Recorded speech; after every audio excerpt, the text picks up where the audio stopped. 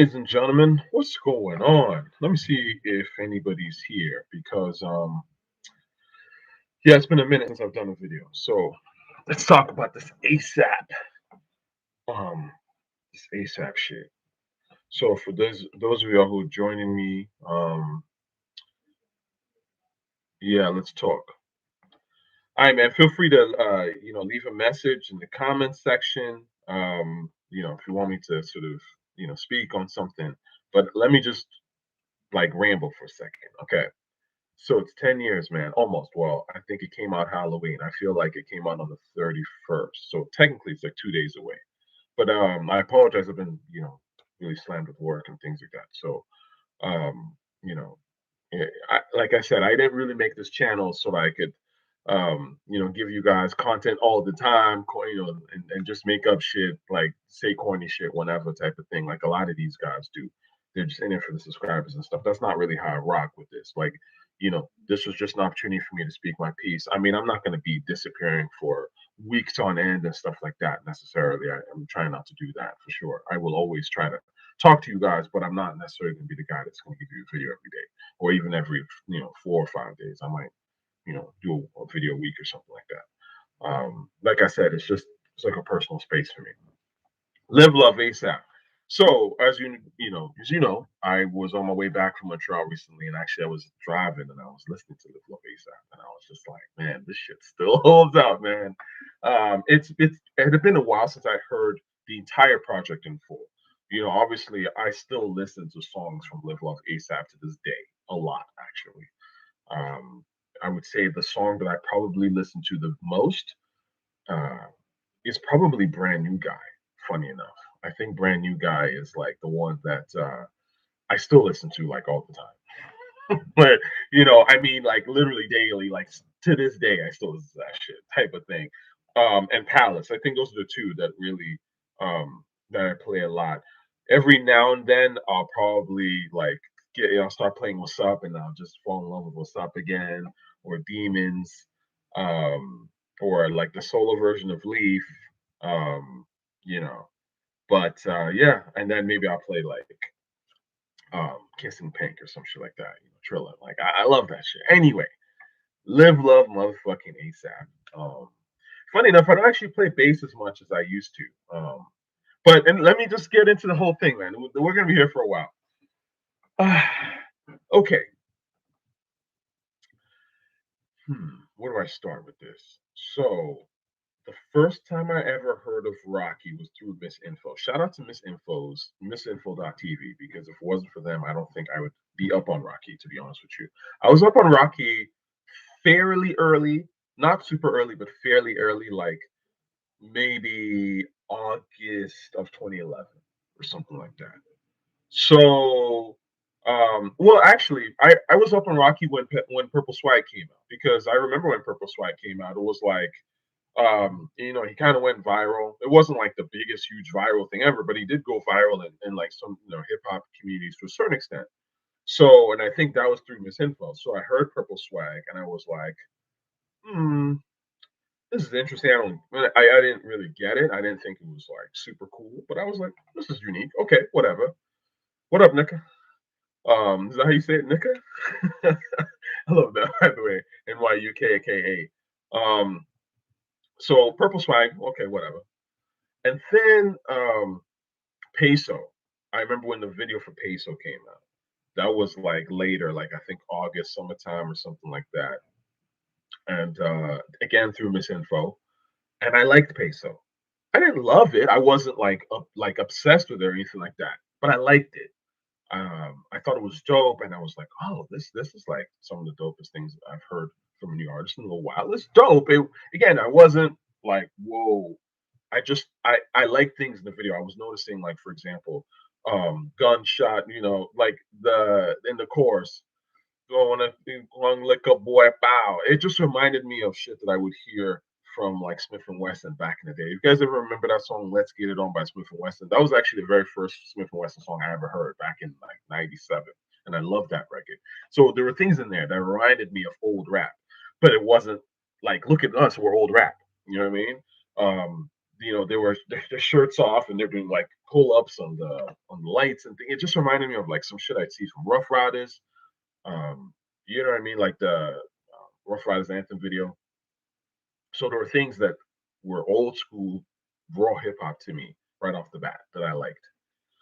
But again, I wasn't necessarily paying attention to, the days of me sort of like digging into an artist's catalog and or at least trying to dig into an artist and follow their train passed a while ago.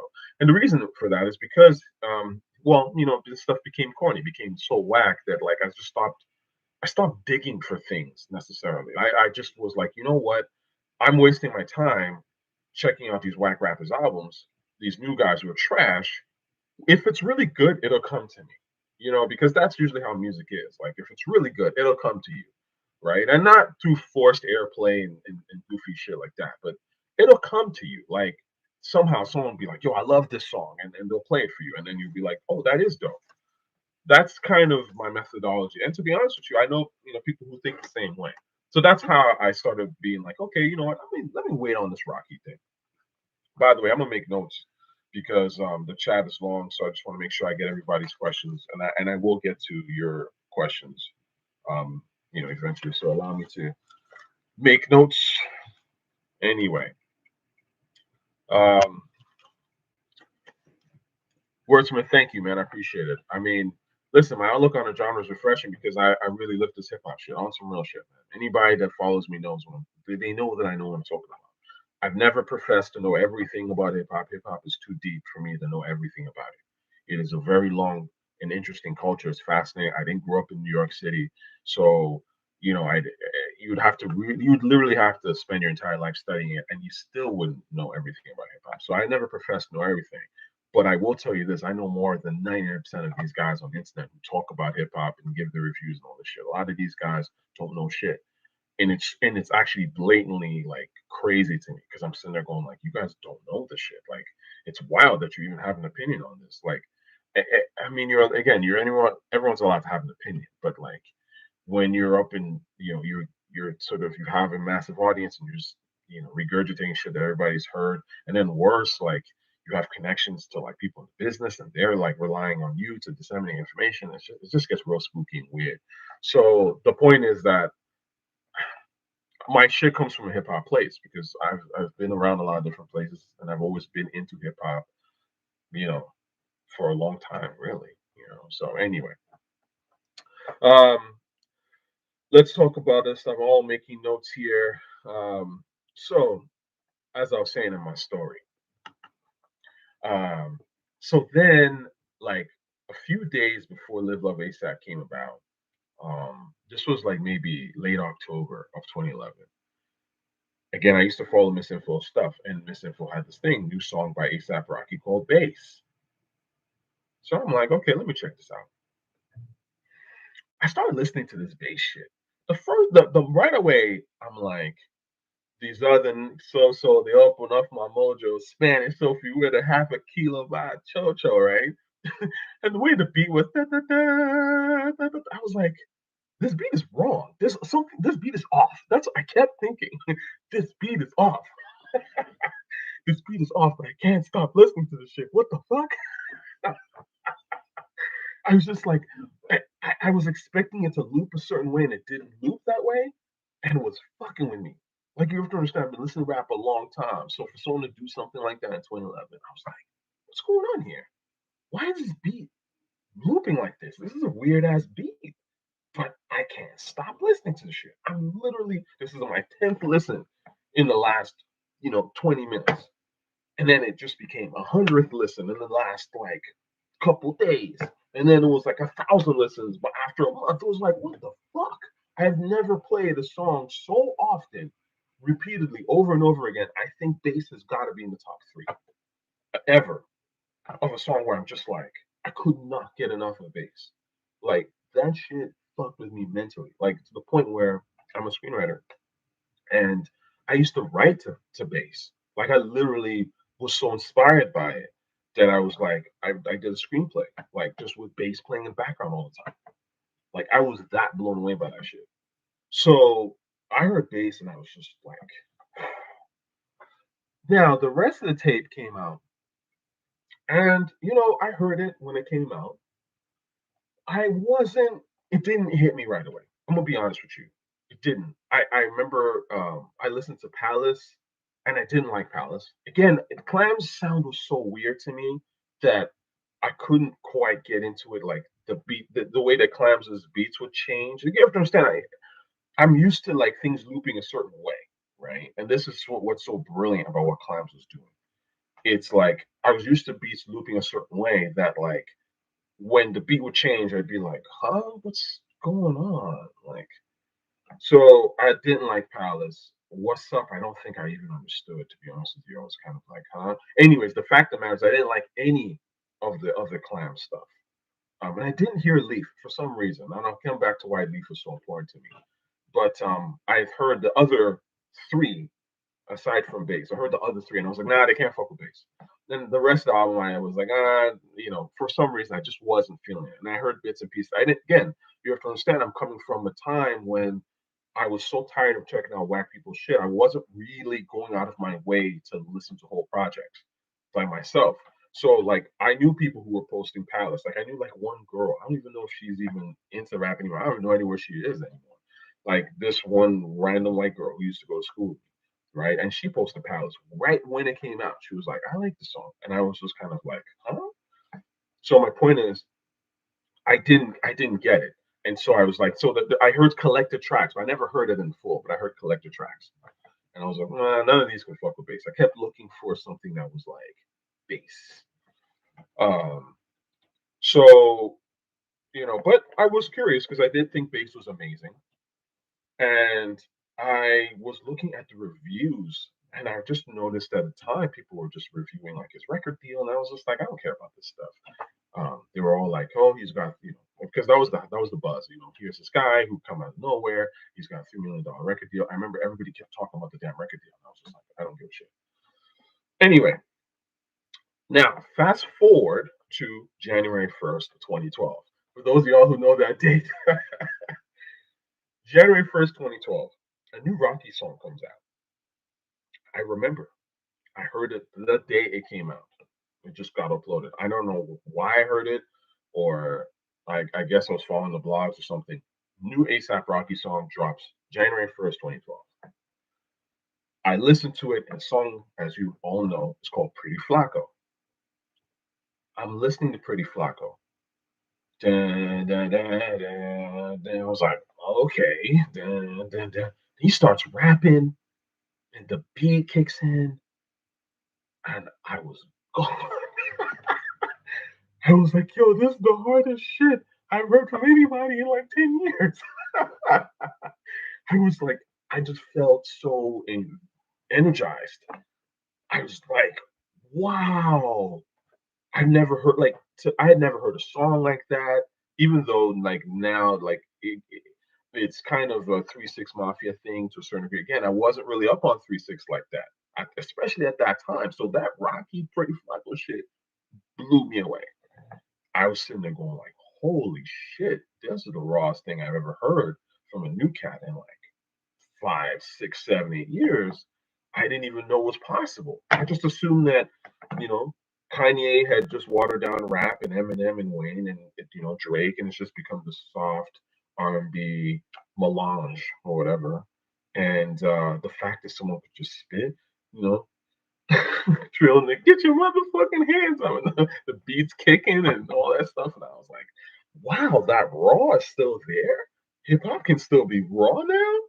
Wow. Anyway, I love Pretty Flacko.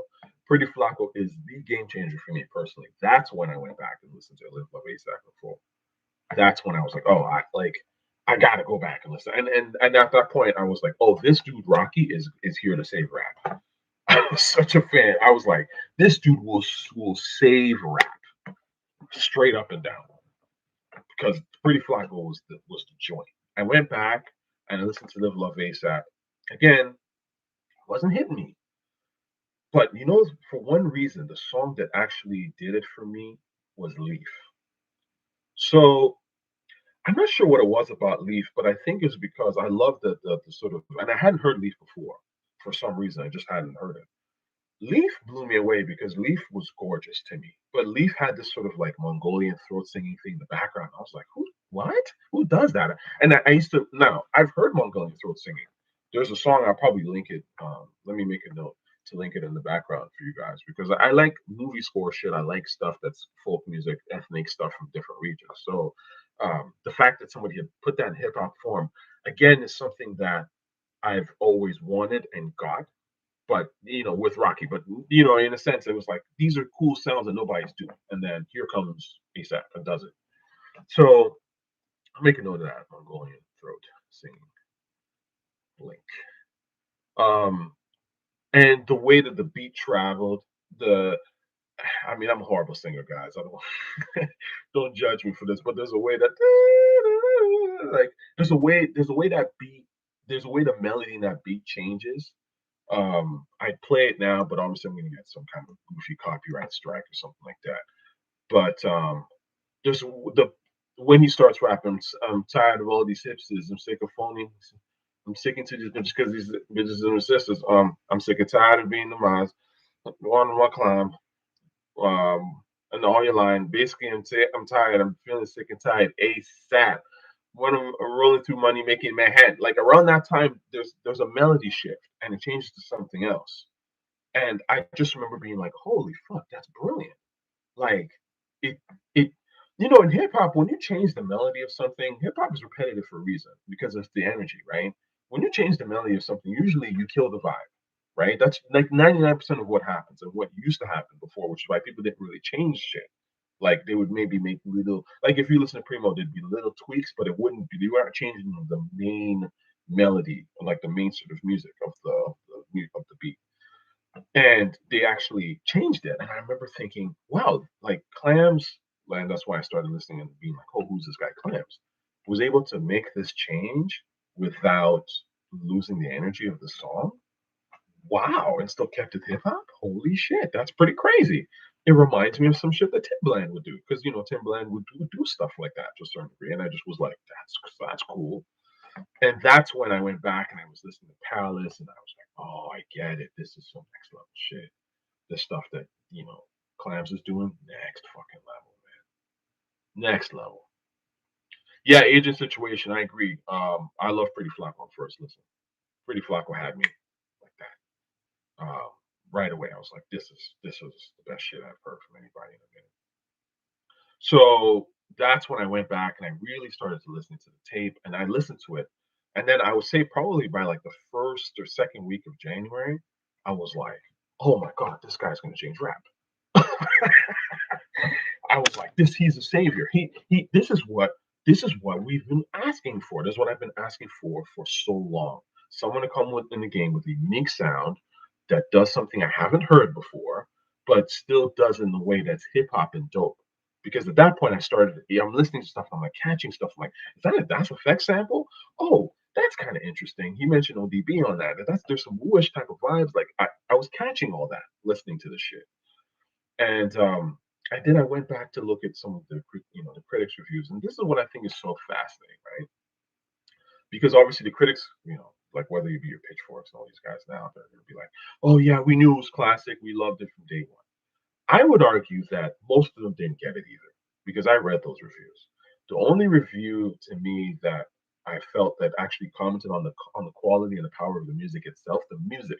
Not talking about the way Rocky looks or his record deal, because to me that was what a lot of those record deals were. Or sorry, that's what a lot of those reviews were. And I noticed it in the writing because a lot of these critics nowadays, and it's not nowadays, this has been going on for like at least a decade now. They review things on the surface, right? Like they they actually, if you really read the reviews, you'll find that very few of them actually make a comment on the quality of the music. A lot of it is like the imagery, the narrative, how it fits into the person's narrative, and like surface stuff. Oh, he's added DJ Screw to it. That's surface level stuff. Yeah, sure, okay, there's a DJ Screw element. Anybody can tell you that. But what about the DJ Screw element works or doesn't work is what I want to know, and whether you feel it's powerful or not. Not that the fact that it's there. And I find that this has always been a problem to me with reading reviews from so-called rap critics nowadays. It's like they'll tell you what's there. Oh, there was this, there's a sample of this. Okay, well, that's cute, but what does that really matter? Like, can you tell me what was actually dope or not dope in this review? Because the source used to do that. The source would be like, this is what's dope, this is what wasn't quite working.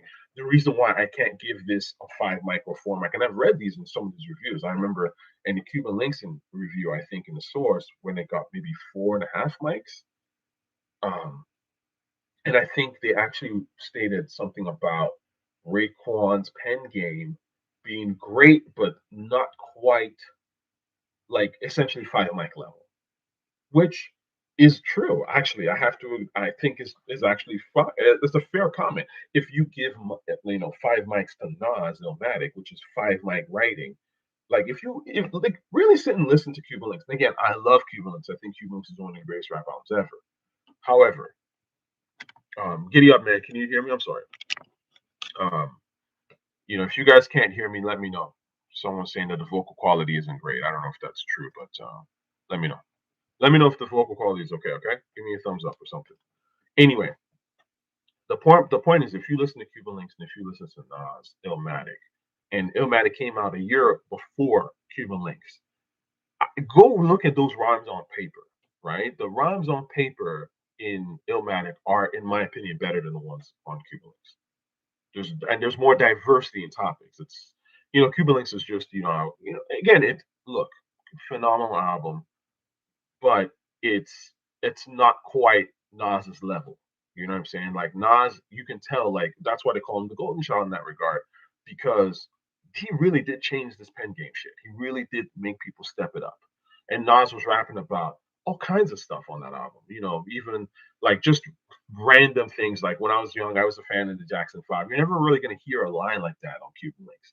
So it's not just about stuff that's happening in the neighborhood. It's stuff about Nas himself, his love for kicks, what I'm saying? It's like Malcolm X, Cats in the Jungle, you'll never find me in the streets without a ton of reefer, right? Like there's all these cute and cool little like lines in there. You have the concept record of One Love, Memory Lane. There's a lot going on.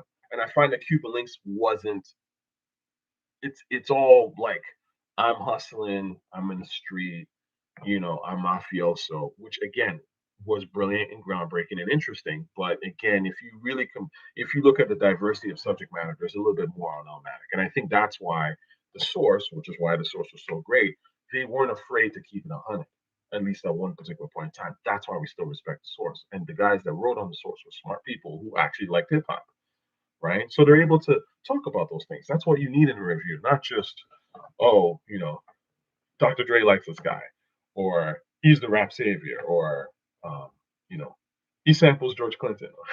So we're like, who cares? You know what I'm saying? Anyway, so the point is that Live Love ASAP, when the reviews came out, I found they were reviewing everything but the music. The only person to me that made a real like a strong definitive statement on the music itself to me was Combat Jack. And I think he was working with Consequence of Sound. I could be getting that wrong, but I felt like he was the only person that really made a stand. And he was the first person, I think he was the only person actually, who mentioned something about bringing all these styles back to New York. I think he was the only guy that said that. I took that from him in a way because when I read it, I went, oh, that's, it's a feeling, but he vocalized it. And I don't think all the other reviewers said that. They were just kind of like, he's a New York guy who sounds like a Southerner. But that's actually not the truth of Live Love ASAP. The reality of Live Love ASAP and what makes Live Love so brilliant is that it's actually an amalgamation of multiple styles. There's the Southern style.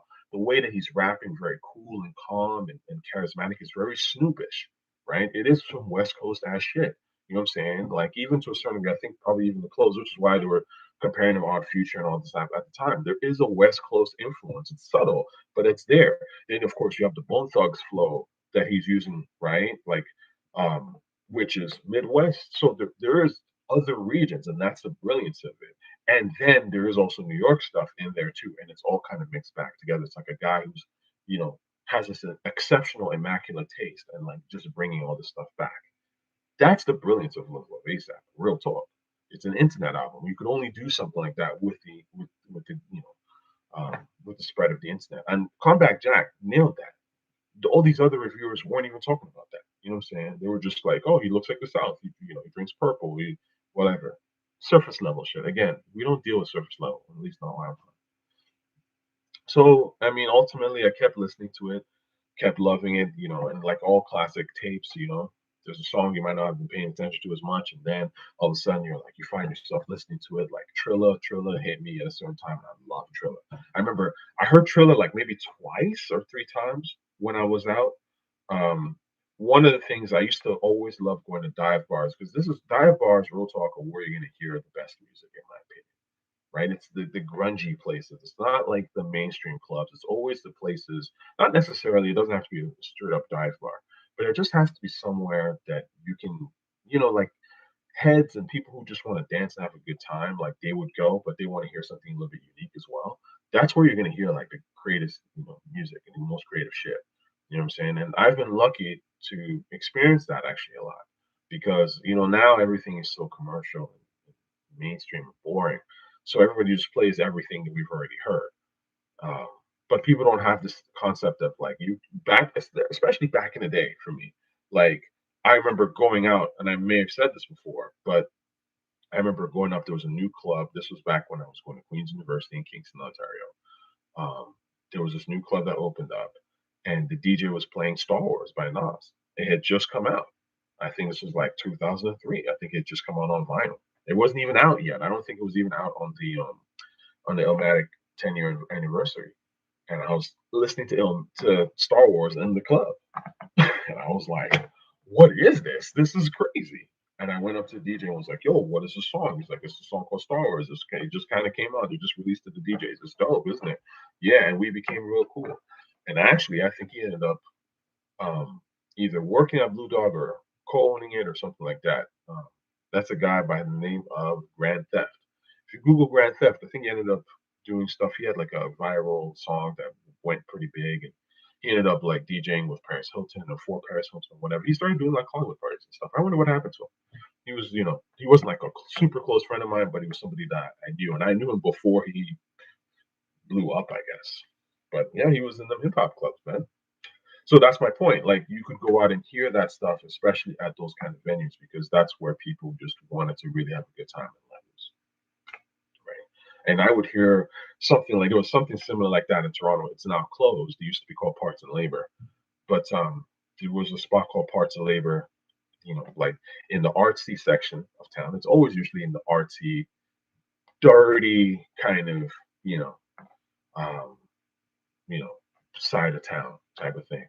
And yeah, you would go there and they would play pretty Flacko and Trilla and stuff like that. And I remember hearing Trilla in a loud bass, and I was like, oh, this is the shit. This song's ill. So yeah, um, 10 years, man, I can't believe it. Time flies. I will say that of all the classic albums I think that I've ever liked, I want to say like the ones that I really listen to this day that I really, really stick to my gut. I think Live.Love.ASAP one holds you know, a special thing in my heart because that was the one that I heard in real time. If that makes sense, you know what I mean? Like I love Illmatic and Supreme Clientele and Liquid Swords, but I didn't hear them in real time. That I heard them years after they were they had come out, so I was catching up essentially you know. Now, it wasn't like, for example, in the case of Supreme Clientele. Supreme Clientele, when I heard it, had been out for like 3 years, like for like 4 years.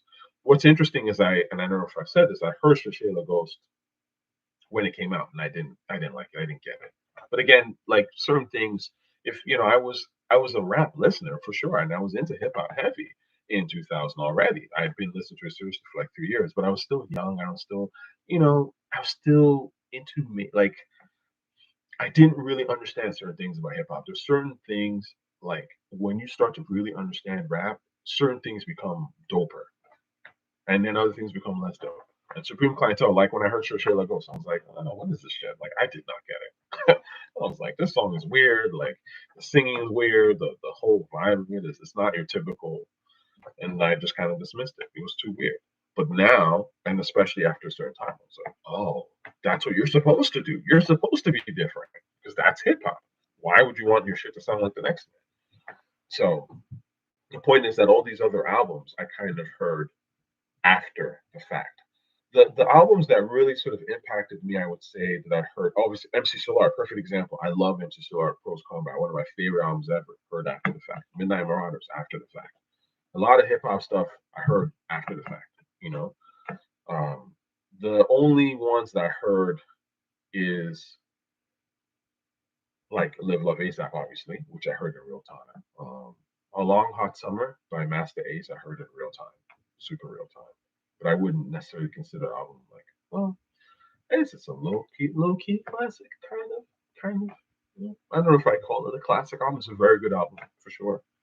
Very, very good album. But I heard that in real time, and it obviously made an impact on me in real time.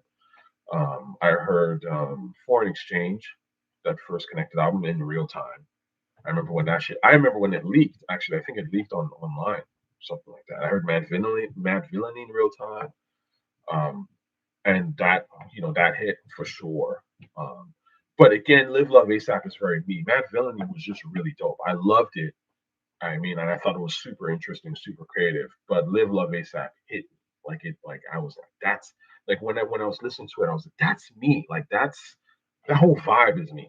You know what I'm saying? Like Rocky like was that guy where I was like, yo, I could like I relate to this dude. There's certain things you hear where it goes past goes past being dope. It's like, hmm, this is me right here. Like when I listen to Nas, I like Nas raps in the way that I would rap, in a sense, if I was to make rap.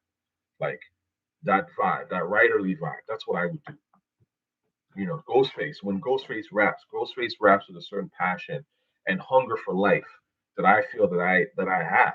So when he raps it, I feel him on a level. Redman, I love Redman, but I don't feel Redman like that. You know what I'm saying? I just like him. You know what I'm saying?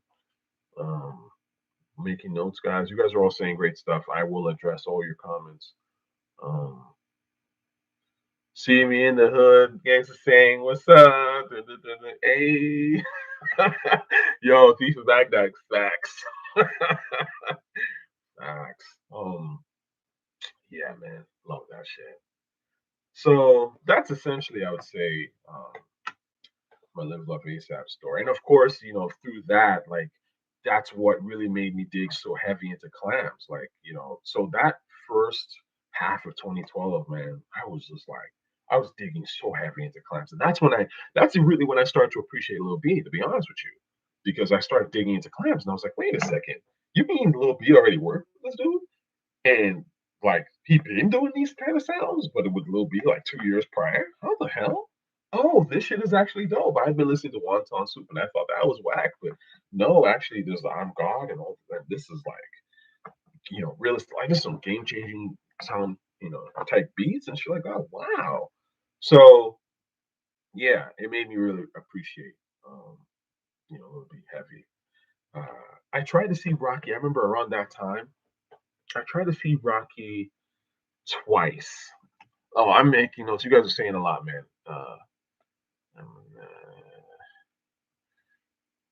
Um, I tried to see Rocky in concert. So two things happened. I remember because obviously, like I said, within like 2 to 3 months of Rocky sort of coming out with Live Love ASAP, I was a fan. I was like, this is the guy. And a lot of people, I got to be honest with you, it felt like a lot of people weren't really feeling that, like that.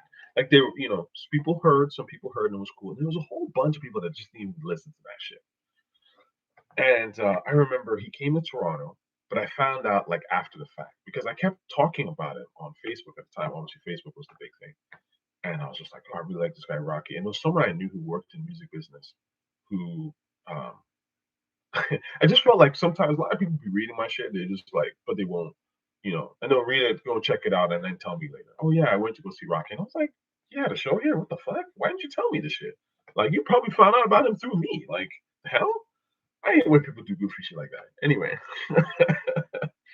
um, so the point is, so the next time he came to Toronto, I bought tickets. I think this was like maybe like a year or two after, and then our show got canceled. I remember because of a bomb threat or something random, and I think I tried to see him again, and then that show got canceled. I was just like, what the fuck? So every time I try to see Rocky, there was something came up, and then the third time was the charm when I did see him. I saw him in Brooklyn.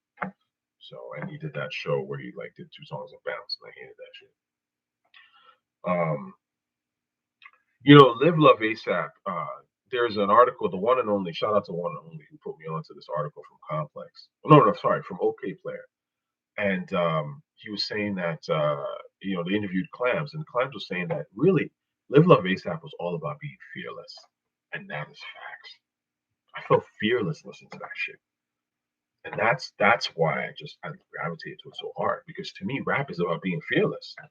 If rap isn't fearless, well, what am I listening to? I mean, everything in rap that's great is fearless. Everything. I don't care whether you're positive, you're negative. It's all fearless. You got to be in rap. If you're not like this, your shit is whack. That's just the truth. You know what I'm saying? It's got to be fearless. That's the attitude of hip hop. I'm persevering on despite the bullshit, and I'm gonna smile through it or whatever. Persevere. But I got to be the confidence.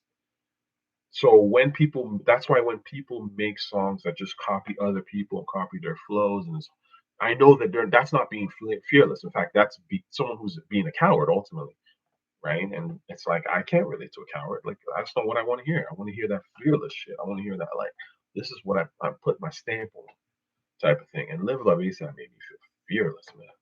Like when I started listening to Brand New Guy, it was just like what? I felt fearless. I felt like I was in a freaking Hans Zimmer movie and shit. Um, Damn. Brand New Guy. Let me talk about Brand New Guy real quick because the Brand New Guy beat to me is one of those beats that people don't talk about. That is brilliant. So prior to Brand New Guy, because Brand New Guy is kind of in a way the precursor to Pretty Flacko, if you kind of look at it that way. Brand New Guy was trap, and I was not into trap. I did not like Lex Luger. I mean, Lex Luger had Hard in the Paint, which I liked, but a lot of Lex Luger shit I was not feeling. I thought that stuff was redundant and noisy, but wasn't hard and it was kind of corny. Anyway, and I found that the problem with Lex Luger stuff, it was just the way it sounded. It reminded me of the Young Jeezy Shawty Red stuff. It was just too loud. It wasn't really hard. It was more abrasive and sort of like, but it had this like poppy thing. So I couldn't, anyways, I didn't like it. And the point is that what I heard with Brand New Guy that when I actually listened to it in full, when it was mastered well, because the first time I heard it, I kind of it didn't really hit me. But when I heard it with headphones and I started, and you could hear the brah, brah, brah, brah, that shit got me. That's when I was like, oh, this is some this is some next level trap. This isn't your typical trap. There was more going on musically, and that's what blew me away about Brand New Guy. But I liked Brand New Guy after I heard Pretty Flacko, and I gave Live.Love.A a chance. You know, but when I sat and really listened to it, I was like, oh my god, that brah, brah, brah, brah, like the way that they did that in itself changed trap, in my honest opinion. Because trap before, if you listen to that old trap stuff, it's pretty repetitive. But again, there was more musical variety going on with Brand New Guy in the beat. And the beat was just dumb hard. I loved it. I fucking loved it. What up, Landon? Samir, thoughts on special ed got it made. Well, that's random as hell. It ain't got nothing to do with what I'm talking about. But it's such a classic record that sure, I'll give it a little tidbit on it. Yeah, they got it made is brilliant. It's genius. It's like one of the greatest hip hop records ever made. I think. I'm your highest title, numero uno. I'm not a Puerto Rican, but I'm speaking so that you know. I mean, that's been sampled before, I'm sure. I mean, I think even um, what's her name? I think Lil Kim did a version, like well, not a version of the song, but I think she, took some of those lyrics. Anyway, great song, great beat. I think Howie T did that beat. Yeah, I love that song. It's classic. It's Special Ed's best song.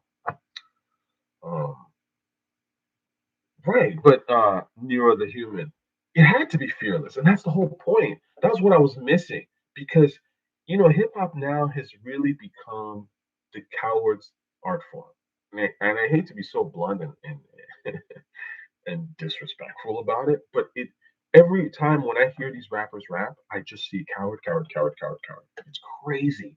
And I'm like, am I the only person that sees this? You know, when I see 22 G's and these guys, I'm like, these are cowards. There's nothing fearless about them. They're literally okay. They're in gangs, and so people go, oh, like you hold a blicky, so you're not a coward. But it's like you're in a gang. That automatically is coward shit to me. You know what I'm saying? What are you doing in the gang? You're too old for that shit. Like or whatever. Like, what's the point of being in a gang? So you can just follow along and do dumb shit? Like, why? And you're not even rapping. It's not like you're rapping some shit that I've never heard for before and doing it with a style I never heard before. Like Pop Smoke did it. Pop Smoke did it in a way that was unique and had this, and he was fearless with it. So I went, oh, I fuck with that. You know what I'm saying? 22 G's would be dancing like Pop Smoke and shit like that, and you know what I'm saying, and using the same type of beat now. It's just like it's coward shit, man. I ain't got time for that. So I don't like how, and in a game when labels run everything now, when it's really hard for organic stuff to actually really come out, Rocky was just on some fearless shit. Like, fuck all that. Look at the tape, man. There's no one famous on that tape.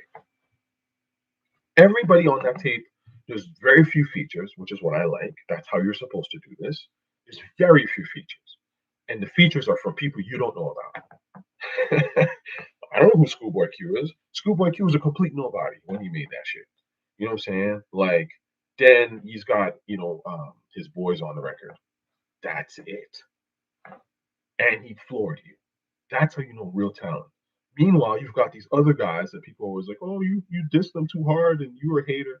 But you got guys like Kendrick who have RZA on their so-called debut mixtape, Section 80. You got GLC and all these guys, and they're getting Dre to talk to them, and J. Cole's got Jay-Z on the record and Nas. What is this shit? You know what I'm saying? Like, that's not fearless. That's corny to me, right? That's label politics. I don't deal with all that. Let's see here. Busta apparently wants Jay, Wayne, or M for verses. Oh, word! Is there receipts on that? Um, that would be hilarious because Jay, obviously, I understand the logic completely. The logic is Jay is obviously top two rap artist of all time in terms of catalog. So Busta is not on Jay's level, but he is close enough. Busta's one of the greatest rappers ever. So he's close enough where it would still be interesting, and he would be looked at as being like, "Yo, I'm in the class of Jay Z. Like, that's where I'm at."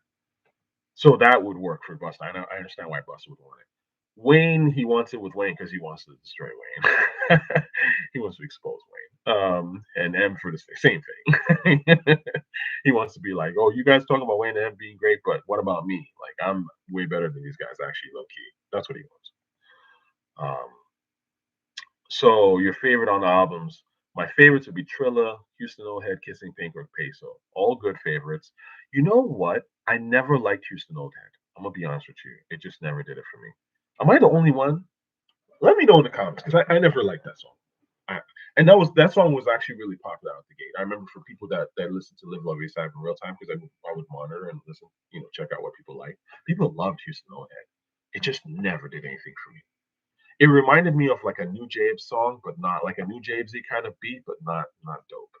New James is actually someone I heard in real time because I heard Samurai Champloo. I watched Samurai Champloo as it came out on Japanese television before it even hit Adult Swim. Then I was like, yo, wait till people watch this shit. So yeah, New James, like that's why that whole lo-fi thing to me is kind of like, no, whatever. It's like, yeah, I witnessed in real fucking time. Like when people had no idea who New James was, and I was like, that New James is crazy. Fat John New James, that shit is crazy. I used to listen. Like I remember I'd have a girl over. I'm cooking. I'm playing like Letters to Yachuka, whatever, or Feather and stuff in the background. Like it was amazing. Let your key to speak and keep the bees in a little bee, barangadang. Woo! Um, yeah. You know, Live.Love.ASAP had, my first album, no guest appearances, but I'll call him kind of the best lyricist. Yeah, that's Rocky. Again, you see, there's levels to this in rap, and certain things are obvious, when you sit and think about it, like you can see why I have disdain for Kendrick and J. Cole and certain people, because to me, it's like, you guys are gaming the system a bit, and it's not them specifically, but what I'm trying to say. It's like you're a label product, man. I see right through that shit. But Rocky came out of nowhere. Nowhere. That's what you're supposed to do in this rap shit. You're supposed to come out of nowhere and say, fuck that. Here I am. Eat a dick. I'm here to stay. You know what I'm saying? Using the street name said I can't eat. Here's the brand new guy. Fucking loved it. I love that attitude. Um, let's see here. Mm, J. Cole has not had features on 2014. Yeah, but I mean, J. Cole has not had features after the fact. I mean, up until that, he was on Jay Z's Nutsack. He was on Timbaland's Nutsack. This whole all his like, you know, prior mixtapes and stuff were him duping old songs. You know what I'm saying? And inserting himself in old songs. Like he would, take an old Missy song and insert himself in that shit. I'm sorry, but that's not unique. That's not original. That's dick rider shit. Like just I have no problem for that shit. I have no interest in that. Yeah, man, no Yams, no Live.Love ASAP. I agree, man. Sadly, Yams was somebody that I didn't really pay attention to. I will say this though. Remember, I told you I watched the Purple Swag video. I remember when I watched the Purple Swag video, the first thing was you see this guy. Well, and the first thing you see this guy with a giant birthmark on his face. I was like, who is this guy? And I remember thinking to myself, this is the first time I've seen a deformity on in a rap video in a long time. Because you see, again, rap had become so cookie cutter and so clean, and everybody had to look amazing. When you have this guy that is not basically, um, that is basically just on his own, like just isn't presented well, like in terms of the way that somebody would do it typically. And I loved it. I thought it was brilliant. And then when I found out that what he brought to the table, it really, really floored me, and I was impressed. Um, Kissing Park, Kissing Park. I don't know what Kissing Park is. You don't like Kissing Park either? What does that mean, Lexington? Um, Kissing Pink. Kissing Pink is fire. Oof. Kissing Pink is fire. Come on, man. That's classic Rocky, man. That is classic Rocky. I love that song. That is easily one of the best. That beat is insane. Come on, there's nothing whack about that beat. There's nothing whack about that beat. Okay, so actually, let's talk about the songs that I really didn't care for. Actually, in Live.Love.ASAP, because that's actually a really good point. I'll pull this up on my phone since I'm recording from here. Houston Old Head for sure. Never liked it. Never will like it.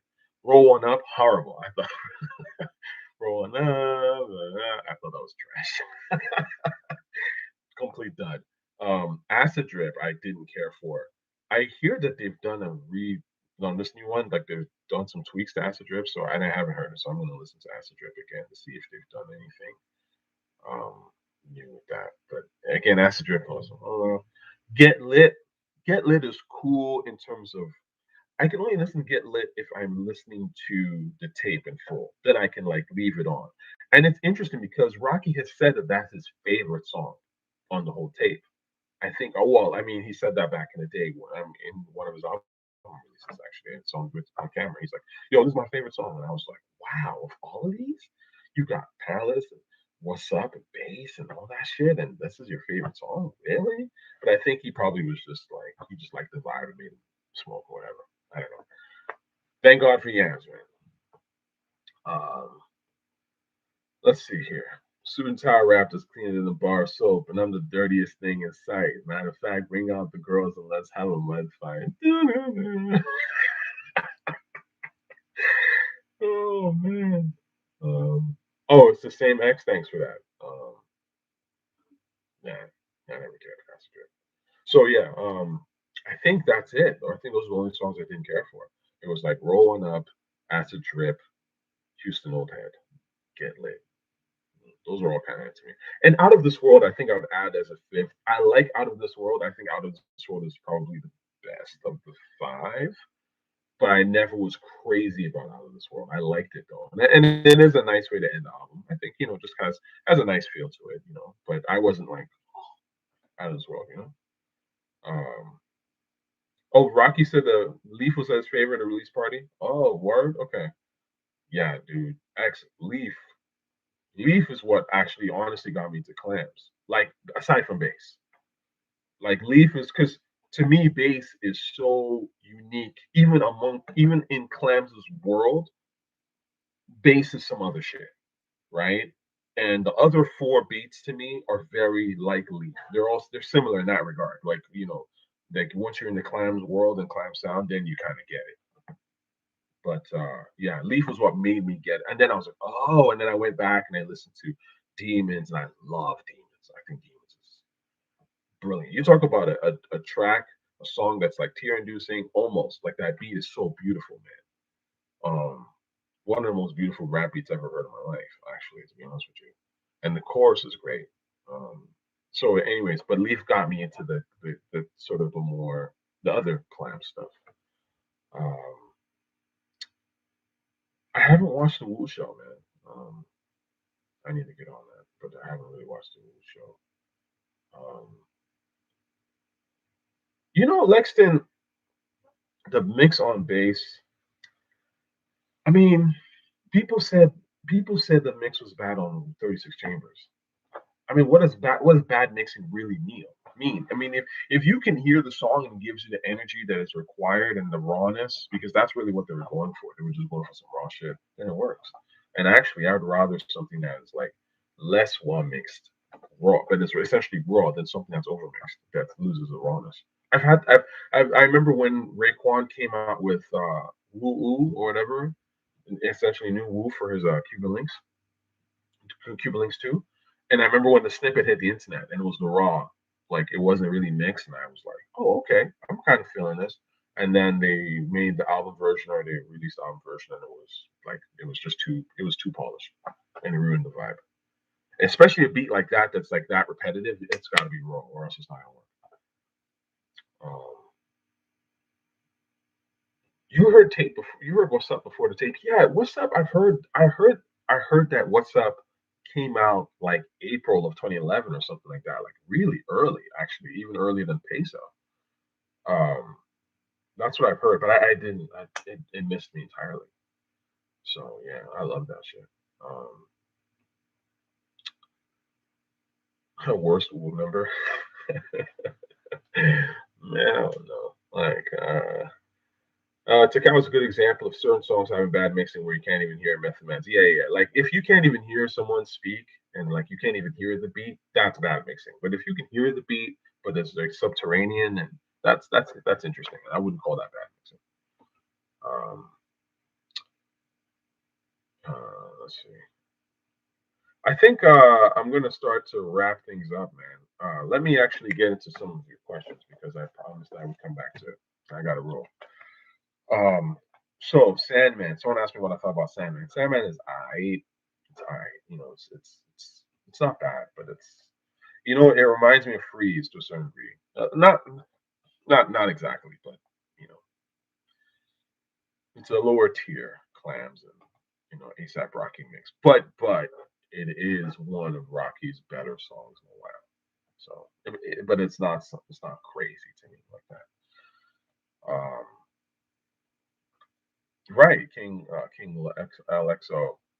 Those low quality snippets, man. Hip hop's raw. Like it's supposed to be raw. That's the thing. Hip hop is raw. If it ain't raw, what are you listening to? So that's why when people over clean shit, it sounds trash. It just takes the energy out of it. Someone asked me what I think Kissing Bing. I love Kissing Bing, of course. Houston Old Head, I didn't really care for it. Never cared for. And again, I remember this is something I also want to talk about that I think I forgot to mention is that I remember when Rocky came out, and Rocky got a lot of hate. I'm gonna keep, let's be honest here. People hated on Rocky pretty hard. Like, I mean, of course, there are people like myself and others that liked him and thought he was dope, but there were people that hated on Rocky really fucking hard. I remember reading comments online, people saying, "Why does it sound like?" I mean, I remember, in fact, I think I was in New York that year, maybe like early 2012, maybe. No, no, no, no, no. Yeah, you know what? I was in New York one of those 2 years. It was either 2011 or 2012, and I remember. I think maybe, in fact, might have even been both years because Rock the Bells. I was. I went for Rock the Bells, which was maybe late. September or it was early or late August or something like that. 2011. Now I hadn't heard Live.Love.A yet, but I did like Peso. And I remember telling someone, I like this like Rocky guy. I think he has some potential. And so I was like, and then I think I went and visited New York. If it was Rock the Bells, if it was Rock the Bells 2012 that I went to, or whatever, at that point I was definitely a full blown like Rocky fan at that time. And I was like, yo, you gotta like this, you gotta listen to this dude. And so I was like, no, he's sounding like the South. I remember having this conversation in the bodega in Brooklyn, in like 2012. People were like, nah, he trash. He don't even sound like New York, blah, blah. And I'm like, what do you mean? Like, his name is Rakim. What are we talking about right now, man? This nigga's name is Rakim. I mean, not that that relates to music necessarily, but everything about this dude is hip hop.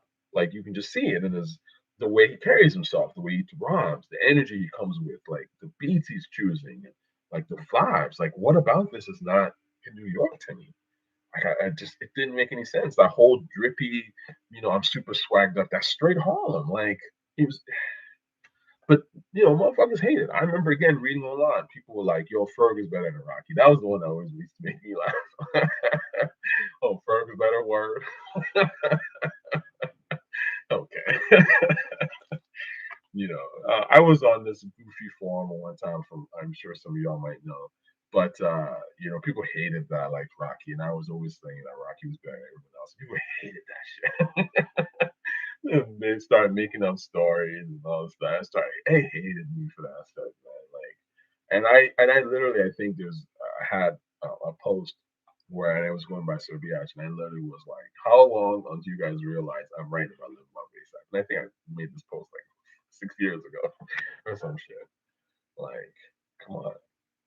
Live.Love.A made Drake switch his whole shit up. So yeah, it's great, man. Inspired the entire shit. Busta versus Missy would be a great battle. I think Busta. Let me look at my list. Who would come out ahead on that one? That's a tough, tough call. I would. That's a tough one. I think I would give it to Busta. Yeah, I think I would give it to Busta, but only a little bit though. But that would be a great battle. I would love to see that. I would love to see Missy period. I would love to see Busta period. So I think it would be an interesting battle, and it would be actually one of the best battles. Period. Easy, because you have two great artists who've got a lot of great stuff. Battling. Um, right, Mitch. Stimulation. Stimulation is top three song to me on Takao, and that's a perfect example. Stimulation is just like other dimension music, like Live.Love.A. But like it's that laid back but raw as hell other dimension Wu Tang like music. And the mixing, I love that shit. And there were times, yeah, you couldn't exactly hear what he was saying. I'd rather represent one time. Like you could, but it's otherworldly, man. It hits you. So um, let's see here. Um, and Denzel Curry, I don't like. So I've tried to listen to Denzel Curry. I couldn't tell you a single song by Denzel Curry, and I've tried to listen to Denzel Curry like no lie, maybe like 15 times or something. Like 15 different songs I've probably played. He has a new song. People don't realize, like I do actually listen to all, especially if someone is getting talked about. I do actually try to check them out. That's how I end up liking someone like French Montana, who I think is trash initially, because they eventually make a song that I care about. Let me see here. M and Nas, Nas would destroy him. It would be so lopsided on whack. M wants Nas for sure, but you see the thing is M needs M needs like Talib Kweli. M needs somebody you don't know about like that, but like isn't hip hop. Because imagine M would never agree to that, but like if M battled Talib Kweli would win in the hip hop form. Now I don't know about his stands and bots on the internet and all that shit, but I'm talking about like if M and Talib Kweli were to go song for song, catalog for catalog, Talib Kweli's got a better catalog. Um, Peso, yeah, Peso was hard, man. Peso was hard. I remember hearing that at a rooftop party, like some because out here in Toronto, people weren't really playing Rocky. Rocky was never really played like that. I mean, like I was saying, in that dive basement grungy place, people played Rocky for sure. Because I mean, that's heads and people just trying to look for a good time. It's a thought, it's a smaller crowd. But I didn't hear Rocky at like sort of bigger places until like the following year, like 2012, like summer. Then I heard Peso like maybe once or twice. And Peso's nice. TC Card, Denzel Curry's nice. You tripping? All right, well, please mention a track. What's his best song? What's the song that's like undeniable that I gotta check out, man? I'll give him a shot. Like I said, I just want to hear. I want to hear good shit. Like I just, you um, Ultimate. Stupid name. Okay. Mitch, you say Ultimate by Denzel Curry? Okay, well, I'll check it out. I never really was big on the guy's voice, you know. Again, voice matters a lot, man. It's the beat and the voice. Those are the two, like, you nail those two things, I'm paying attention to. Let's see. Am I a fan of Ice Cube? You know, Ice Cube, I was a fan of Ice Cube growing up. I had One Piece Volume 1. That's kind of when I entered with Ice Cube. I had One Piece Volume 1, or was it 2? I don't remember. I Ghetto Vet. I used to play the shit out of Ghetto Vet. I don't know if y'all remember that song, Ghetto Vet. I used to play the shit out of that song back in the '90s. But Ice Cube, I don't really listen to anymore. You know, I don't think his music has aged as well as people would think. I know that's a controversial sort of thing to say, but I don't think his stuff has aged as well. Now, of course, he has "It Was a Good Day," fantastic song, will always sound great. But that's like a straight Isley loop, and it works. Don't get me wrong, it's a fantastic song. But I think some of this stuff is a little too, you know, you know. I'm a gangster, and this is the way it sounds. But again, Ice Cube is a great rapper. He's one of the greats for sure. He has great stuff. Dead Homies. He has fantastic songs. He has some.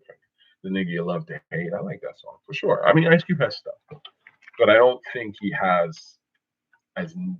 I think his catalog is a little dated. Some of it.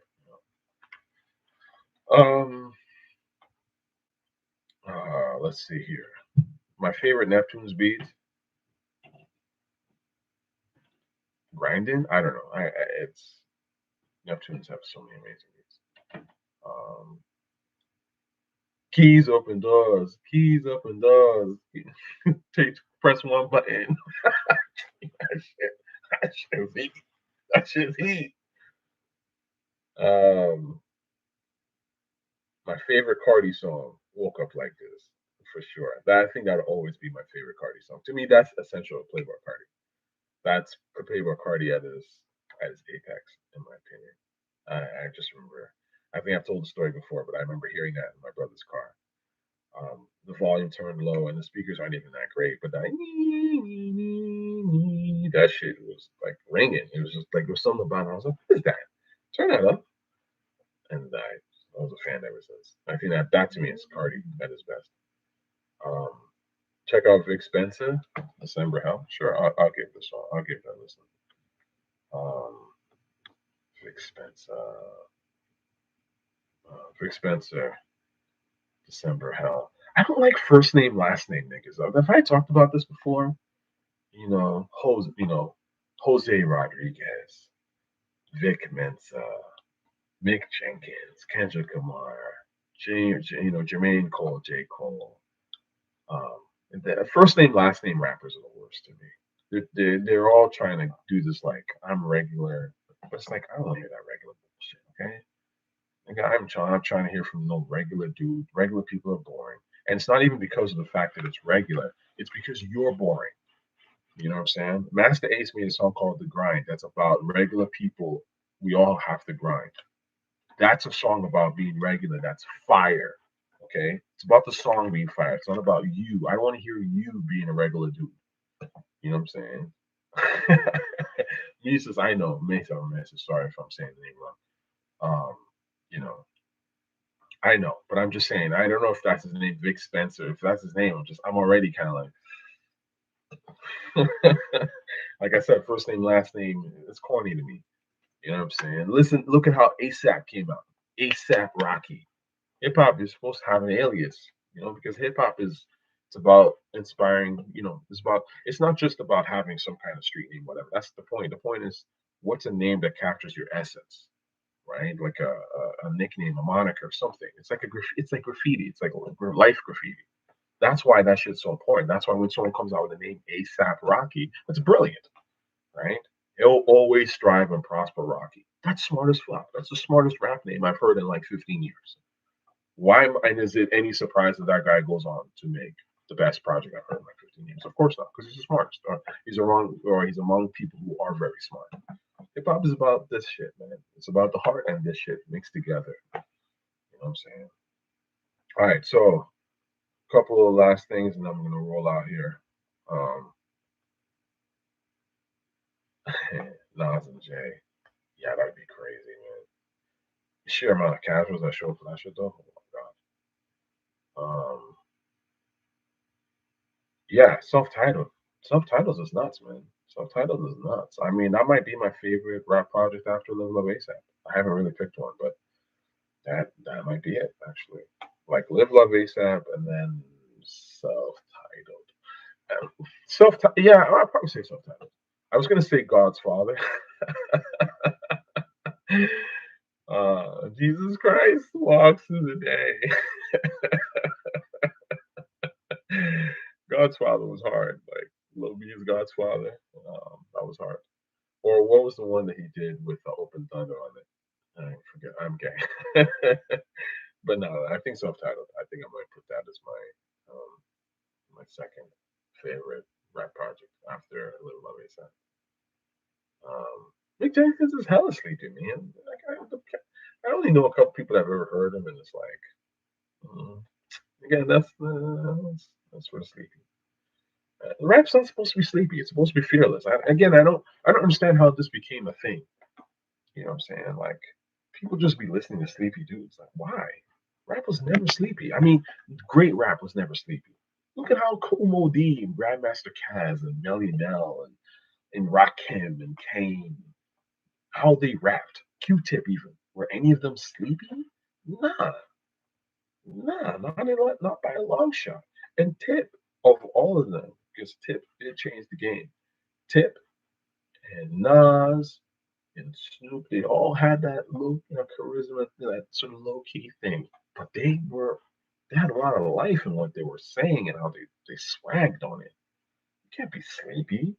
Fuck am I listening to a sleepy dude for? Should Rocky have continued on his space goals? For sure. For sure.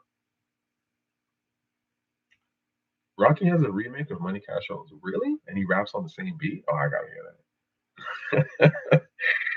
Oh, that is too funny. If he actually did rap on Money Cash Clothes, of course, Rocky would do that. King of Alex. So I can't think of a dope MC with a whack name. Yeah, you can't. I mean, these are little things. Casuals don't think about things like this, but like the game, right? The game, whack rapper. I'm gonna do a video one day about. You're not the only one who thinks the game sucks. Has always sucked. The game to me has always been trash. The game. What kind of name is that? That's the name of a lane. So I'm saying, smart people don't come with lame names. I've just never seen it really. Um, Let me think. If you're reading this by Drake, is my favorite after Live.Love.ASAP. Oh yeah, yeah, yeah. If you're reading this, is up there too, for sure, for sure. Yeah, see, TC Carr, Kane, LL, and all the greats made some sleepy songs, without a doubt. Oh, 1000% they made some sleepy songs. But do we care? We don't listen to them shits. The reason why we call them the greats today is because the stuff that they made that was great was not sleepy and has strong ass replay value. Again, this is the thing that you know when people talk about so and so rapper or Kendrick or whatever is so great, I mean, I'm just like, dude, like if your shit don't have replay value, I don't care. We can write a million think pieces. You can get the media to call. You can get a million Pulitzer prizes. It's not going to change the fact that your music has no replay value. Replay value. Live Love ASAP has phenomenal replay value. That's why we care. Period. Um, what are some rappers you hated on at first but ended up liking later? Drake. I think I explained that already. Let's see here. My Twitter is also Hip Hop Tochi. Necro Ill Bill. I'm not into them really. But Ill Bill has a song called Society is Brainwashed. That's dope. If you ever want to check that out. Primo did that beat. It's a good song. Big Crit. Big Big Crit. Uh, Big Crit Sleepy. His name isn't like super dope to me, but it's not horrible either. The only thing is that what is a crit? Like when I think big crit, my mind automatically thinks like critter and like a big crit, like maybe like a big bug that you got in the south or something, like a big mosh, like bug in a marsh or some shit. I don't know. Matt Villain covers fan is fire. Um, Yo, listen to this, bro. He is underground and better than ASAP. Who are we talking about? Polo World. You have to tell me who you're talking about. I mean, I doubt it because if he was better than ASAP, I would have heard him. But whatever. 3 6 Mafias. Yeah. Then came out Jake Paul. Yeah, means it's like it is the music, but this is okay. See, Mises, this is what I'm trying to tell you though. A person's name is a manifesto of who they want to be musically. Again, musically. I'm not talking about your image and what clothes you want to wear. I'm saying musically, it's the summation of it's the essence of who you want to be, right? That's why the name is important. It has to sound nice because it also has to sound nice in the rhyme and stuff like that. So it is like my thought process on whether a name sucks or not does fit with a music critique because it's the essence of what you're trying to convey. That's what made all these great rappers like Big Daddy Kane, right? You knew Big Daddy Kane. You're listening to a guy. He even breaks down how he came up with his name, right? That he was on some pimp shit, but he was also big onto karate flicks. And there's that dexterity with Big Daddy Kane. His music always had that. It had that smooth type of like pimp vibe to it, but it was also like AW. You know what I'm saying? Like it and that's music. It's not just the look. That's what I'm trying to say. So when you have a whack name, it shows that you didn't really put any thought into this. And like if you look up hip hop history, you see with a lot of those rappers, they started out with different names and then they shortened it or they changed it and they try to figure it out. It also shows it's like a mental thing. It shows like the intelligence there of like somebody. They took the time to figure out a good name. They did graffiti and then they like took a word and shorted it or whatever. Name is important, man. When you name a kid, that's important. That name's going to be with them for life. Why would you not think about that? So if you have a shit name, I'm obviously going to be like, why do you have a whack name? Are you whack? 9 times out of 10, yes, you are whack. All right, guys. I think I'm gonna close it off. Playboy Cardi. I think Playboy Cardi is a cool name. Playboy, right? Playboy Bunny. It's cool. It's cool. I don't. I mean, I'm not saying that's an amazing name or whatever, but it's cool. You just can't have a whack name, and you can't have a first name last name. That's too lazy for me. Um, and Nero, yeah, you're right. MF Doom, of course, but you see, MF Doom is trying to do something. He was trying to make a statement about image and how it works with music in a way that's very unique and special. So yes, you know, most people don't. They're just like, I look good, or I'm friends with this person, or I look like you, so you should buy my album. That's corny. Doom is shit. Doom is shit. Peace, Samir. And next, yes, it is better than Sarah Cartier. Sarah Cartier would have been boring. Playboy Cardi is far more fun. And again, that's his vibe, right? He's having fun with it. Playboy, right? The guy that the girls want or whatever. Lord Finesse is a fucking ill name. I love that name. I love the name Lord Finesse. That's one of my favorite rap names. I love that. I like the name. I like when people put Lord. Actually, Lord to me is just such a cool like. It's. I wish it would come back to a certain degree. I like that Lord this. That's kind of cool. But Lord Finesse, fire. And again, Lord Finesse, fire rapper. All right, man. I'm out of here. Peace and love to everybody. Thank you for coming into the live. Appreciate it. And have a wonderful rest of the weekend, and we will definitely talk. We'll talk later. All right. Peace.